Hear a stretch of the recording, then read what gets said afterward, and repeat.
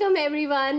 Today, as you can see, we have 4 friends with us and they are going to be with us completing the exercises, reading and having fun. Open your textbook, turn to page number 34. હવે આ page પરની second exercise આપણે પહેલા કરી લઈશું. Okay, here is the exercise. Let's read the instruction. Here are some sentences. Read them carefully. Then read the lesson and find the sentences expressing similar meaning. તો હવે આ એક્સરસાઇઝમાં આપણે શું કરીશું? First of all, we will take each sentence. We will read it. We will understand it.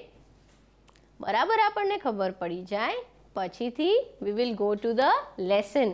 We will try to find the paragraph in which this sentence is coming. હવે વિદ્યાર્થીઓ યાદ છે ને, એક્ઝેક્ટ સેન્ટેન્સ નહીં મળે આપણને, આપણે similar meaning વાળો સેન્ટેન્સ શોધવાનો છે. ઓકે, તૈયાર છો? Now read the first sentence. You have learned about energy. હવે આ વર્ડ છે અહીંયા, એનર્જી છે અને લર્ન છે. So this sentence is talking about energy. So let us go to the passage now. The first sentence is, in your science books you have read about energy. Okay, હવે આ sentence શું કહેવા માંગે છે? આ પણ energy વિશે છે અને એવું કહે છે કે સાયન્સ બુક્સમાં આપણે એના વિશે રીડ કરેલું છે. To read something, at that time obviously we are learning about something. So easy, we found our answer in the first sentence itself. So the first sentence is similar to the meaning of the first sentence in our exercise. Let us copy down the first sentence in the exercise. You also write down. In your science books you have read about energy. Second sentence.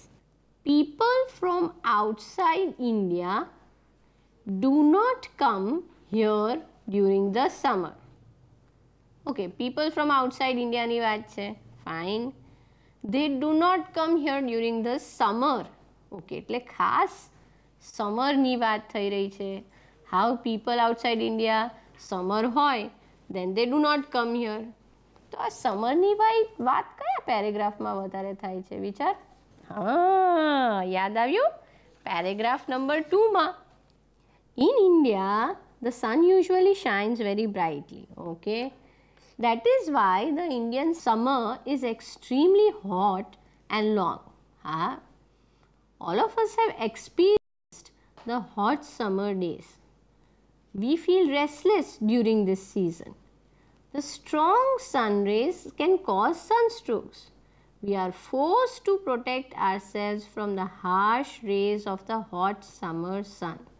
Hence, these two sentences seem to be related to it. So, I think આ બે sentences એ second sentence જોડે related છે. Let us write it down. So, here is the sentence. All of us have experienced the hot summer days. We feel restless during this season.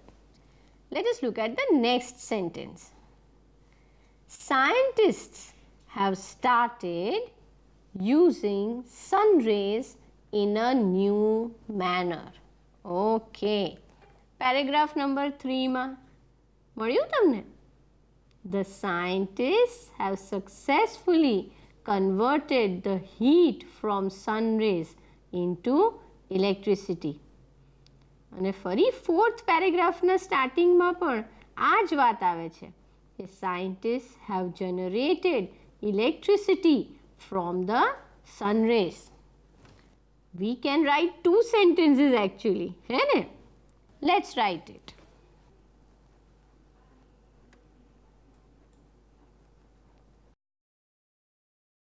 All right, let us look at the next sentence now. People do not use the same type of energy for all kinds of work. Okay.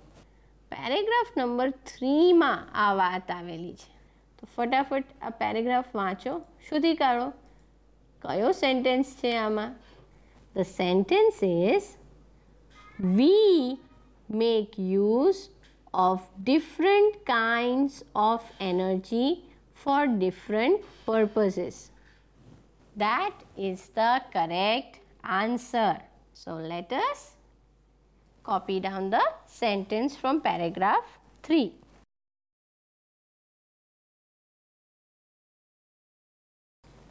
We make use of different kinds of energy for different purposes. Let's go to the next sentence. In our country, we can use solar energy for almost every purpose. અચ્છા, તો એ કયા પેરેગ્રાફમાં આવે છે? Let's see. Okay, fourth પેરેગ્રાફમાં આપણે જોઈએ છીએ કે ગુજરાતમાં એના એક્સપેરિમેન્ટ્સ થઈ રહ્યા છે. ઓકે, પછી અહીંયા છે સોલર હીટર્સની વાત છે અને હાવ હીટેડ પાણીનો ઉપયોગ અલગ અલગ રીતે કરાય છે. પછી અહીંયા છે કે કઈ રીતે energy is use to illuminate home offices and streets. પછી there are some villages and industries જ્યાં પણ આ ઉપયોગ થઈ રહ્યો છે. કયા કયા સેન્ટેન્સીસ હોઈ શકે છે જોઈ લો. ચલો, પેરેગ્રાફ 4માં કોઈ સેન્ટેન્સ તમને લાગે છે? હા, આ એક સેન્ટેન્સ લાગે છે. People have already started making use of solar cookers, solar heaters, solar batteries. હા, એટલે અહીંયા તો છે જ કે ભાઈ people are using solar cookers, એટલે અલગ અલગ રીતે સોલર એનર્જીને યુઝ કરી રહ્યા છે. આ તો આપણો સેન્ટેન્સ થઈ જ ગયો. પછી આ પણ સેન્ટેન્સ આપણે કહી શકીએ છીએ કે energy produced is used in our homes, offices and streets. એમનાથી જ લાઇટ થાય છે, હે ને? બીજું ઇમ્પોર્ટન્ટ એ વાત છે કે પેરેગ્રાફ 4માં ખાસ ઇન્ડિયાની વાત થઈ રહી છે, હે ને? તો મને લાગે છે કે આપણે આ જ સેન્ટેન્સ યુઝ કરવો જોઈએ. What do you think? Okay, let us write this sentence down then. હવે આ છેલ્લા સેન્ટેન્સનું હું ફક્ત એક ક્લુ આપીશ, એના સિવાય તમારે જ શોધી કાઢવો પડશે. All right, let us read the sentence. Scientist have converted the problem into a hope. ને ધ્યાનથી આ સેન્ટેન્સને સમજો. સાયન્ટિસ્ટે એમના ઇનોવેટિવ આઈડિયાઝનો યુઝ કરીને અને હાર્ડવર્કનો યુઝ કરીને શું કર્યું છે? They have turned the bane into a blessing. Yes, this is the correct answer.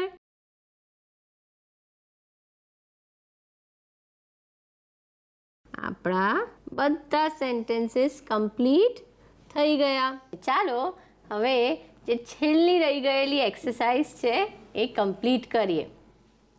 Page number 34 પર. Let us read the instructions first.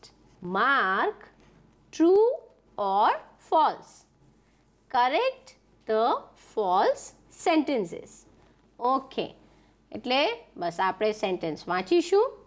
We will check whether it is true or false અને ત્યાર પછી if it is false તો આપણે એને correct કરી લઈશું. Okay, first sentence વાંચીએ. Solar energy is the energy from a bright planet. Okay. What do you think? True or false? Solar energy is the energy from the sun. Okay. Very good. Let us look at the next sentence. Solar energy can illuminate our homes. Illuminate means to light up. કોઈ પણ જગ્યામાં લાઇટથી ભરાઈ જાય એને આપણે ઇલ્યુમિનેટ કહીએ. હવે આ સેન્ટેન્સ શું કહે છે? Solar energy can illuminate our home. તો શું સોલર એનર્જીથી આપણા ઘરમાં લાઇટ આવી શકે? હા, આવી શકે ને. સો is this true or false? True. Very good, true. It is true. False statement હોય તો આપણે ચેન્જ કરીએ, પણ ટ્રુ સ્ટેટમેન્ટ છે એટલે we will just write true. Okay, right. Next sentence.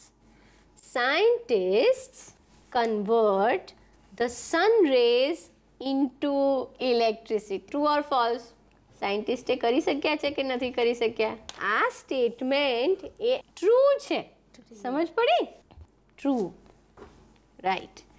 Food can be cooked with energy from the sun. Is this true or false? True. Definitely it is true. Very good. આપણે સૂર્યની એનર્જીનો ઉપયોગ કરીને solar cooker દ્વારા food Cook કરી શકીએ છીએ. So it is true. Okay, next જોઈ લે. The sun is the only source of energy. Is this statement true or false? False. Right. તો પછી આ સેન્ટેન્સને આપણે ટ્રુ કઈ રીતે બનાવીશું? The sun is a source of energy. એનો અર્થ શું થાય કે સન એક સોર્સ છે પણ બીજા પણ હોઈ શકે છે. ઓનલી લખવાની જરૂર નથી. Right. There is a ray of hope that the sun will solve our problems. True છે કે false? False. There is a ray of hope that the sun will solve our problems is true. ખ્યાલ આવ્યો? અને definitely we know કે solar energy is going to help us. આજે આપણી બધી exercises complete થઈ ગઈ and we enjoyed these classes. I am sure તમે પણ આ ક્લાસીસને ખૂબ એન્જોય કર્યા. All right, C you then. Bye bye. કેમ છો વિદ્યાર્થી મિત્રો? આજ આનંદ એકમમાં તમારું હાર્દિક સ્વાગત છે. આજ આનંદ લોકગીત શીખવાની બધાને મજા આવે છે ને? સરસ. આ લોકગીત છે જ લોકભોગ્ય. લોકગીતના રચનારના નામઠામ વિશે આપણને ભાગ્યે જ ખબર પડતી હોય છે. તે તો તમે સૌ જાણો જ છો.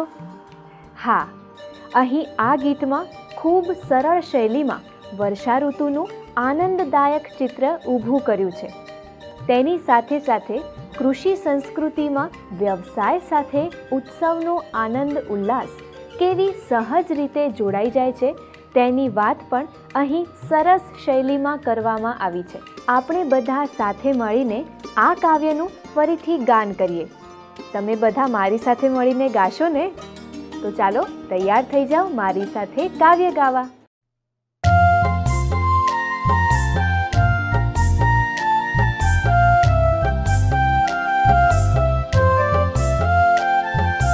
ઉત્તર દક્ષિણથી ચઢી વાદળે રેલો, ઝીણી ઝીણી ઝબૂકે છે વીજ જો.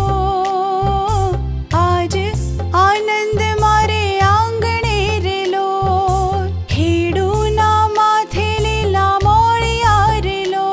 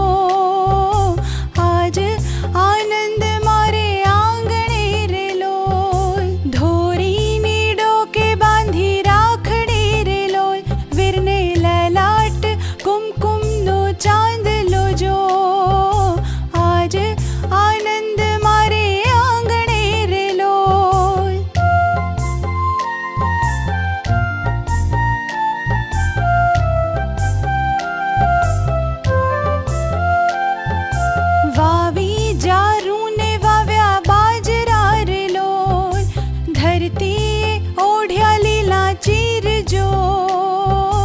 આજ આનંદ મારે આંગણે રે લોલ, સરિતાની સેરું ચાલે જોર મારે લોલ, ગૌરી તો ચરે લીલા ઘાસ જો. આજ આનંદ મારે આંગણે રે લોલ, આજ આનંદ મારે આંગણે રે લોલ.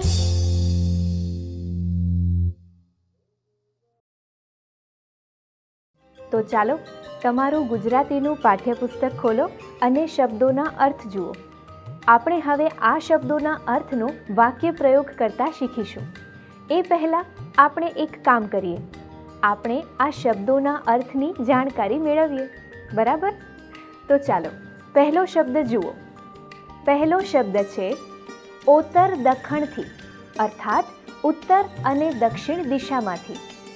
પછીનો શબ્દ જુઓ તો શબ્દ છે મોળિયા, અર્થાત કસબી ફેંટા.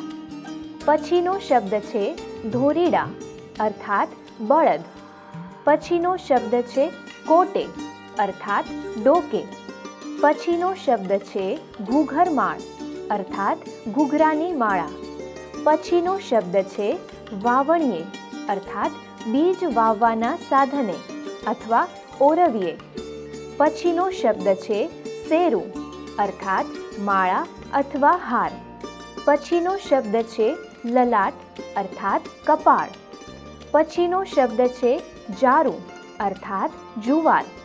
પછીનો શબ્દ છે સરિતાની સેરું, અર્થાત નદીનો પ્રવાહ. પછીનો શબ્દ છે ગવરી, અર્થાત ગાય. મિત્રો, આ શબ્દોના અર્થની જાણકારી બરાબર મેળવીને હવે આ શબ્દોના અર્થના વાક્ય પ્રયોગ શીખવામાં તમને ખૂબ સરળતા રહેશે. તો ચાલો આપણે આ શબ્દોનો વાક્ય પ્રયોગ કરતા શીખીએ.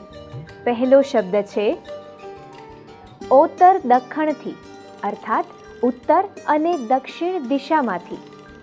ચોમાસામાં ઓતર દખણથી વાદળા ચડી આવે છે, અર્થાત ચોમાસામાં ઉત્તર અને દક્ષિણ દિશામાંથી વાદળા ચડી આવે છે. આગળનો વાક્ય પ્રયોગ જોઈએ. મોળિયા, અર્થાત કસબી ફેંટા. ખેડૂતોના માથે લીલા મોળિયા બાંધ્યા છે, અર્થાત ખેડૂતોના માથે લીલા કસબી ફેંટા બાંધ્યા છે. આગળનો વાક્ય પ્રયોગ જોઈએ.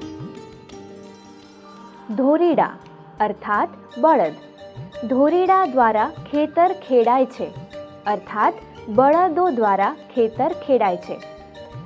આગળનો વાક્ય પ્રયોગ જોઈએ. કોટે, અર્થાત ડોકે. ખેડૂત બળદના કોટે ઘૂઘરા બાંધે છે, અર્થાત ખેડૂત બળદની ડોકે ઘૂઘરા બાંધે છે. આગળનો વાક્ય પ્રયોગ જોઈએ. ઘૂઘરમાળ, અર્થાત ઘૂઘરાની માળા. બળદની ડોકે ઘૂઘરમાળ હોય છે, અર્થાત બળદની ડોકે ઘૂઘરાની માળા હોય છે. આગળનો વાક્ય પ્રયોગ જોઈએ. વાવણીએ, અર્થાત બીજ વાવવાના સાધને અથવા ઓરવીએ. ચોમાસામાં ખેડૂતો વાવણિયાની પૂજા કરતા હોય છે, અર્થાત ચોમાસામાં ખેડૂતો બીજ વાવવાના સાધનની પૂજા કરતા હોય છે, અર્થાત ચોમાસામાં ખેડૂતો ઓરવિયાની પૂજા કરતા હોય છે. આગળનો વાક્ય પ્રયોગ જોઈએ. સેરું, અર્થાત માળા અથવા હાર. લોકો મંદિરમાં ભગવાનને સેરું ચડાવતા હોય છે, અર્થાત લોકો મંદિરમાં ભગવાનને ફૂલોની માળા ચડાવતા હોય છે, અર્થાત લોકો મંદિરમાં ભગવાનને ફૂલોનો હાર ચડાવતા હોય છે. આગળનો વાક્ય પ્રયોગ જોઈએ. લલાટ, અર્થાત કપાળ. બહેન પોતાના ભાઈના લલાટ પર કુમકુમનો ચાંદલો કરે છે, અર્થાત બહેન પોતાના ભાઈના કપાળ પર કુમકુમનો ચાંદલો કરે છે. આગળનો વાક્ય પ્રયોગ જોઈએ. જારું, અર્થાત જુવાર. રમેશભાઈએ આ વખતે ખેતરમાં જારું વાવી છે, અર્થાત રમેશભાઈએ આ વખતે ખેતરમાં જુવાર વાવી છે. આગળનો વાક્ય પ્રયોગ જોઈએ. 10. સરિતાની શેરું અર્થાત નદીનો પ્રવાહ. ચોમાસામાં સરિતાની શેરું જોરમાં વહેતી હોય છે, અર્થાત ચોમાસામાં નદીનો પ્રવાહ વધારે વહેતો હોય છે. આગળનો વાક્ય પ્રયોગ જોઈએ. 11. ગવરી અર્થાત ગાય. ચોમાસામાં ગવરી લીલું ઘાસ ચરે છે, અર્થાત ચોમાસામાં ગાય લીલું ઘાસ ચરે છે. મિત્રો, આ શબ્દોના અર્થ અને વાક્ય પ્રયોગ બરાબર સમજાયા ને? સરસ. હવે હું તમને અહીંથી આ શબ્દોના વાક્ય પ્રયોગ તમારી નોટબુકમાં લખવા માટે થોડો સમય આપું છું. તમે બધા આ શબ્દોના વાક્ય પ્રયોગ સુંદર અક્ષરે તમારી નોટબુકમાં લખી લો.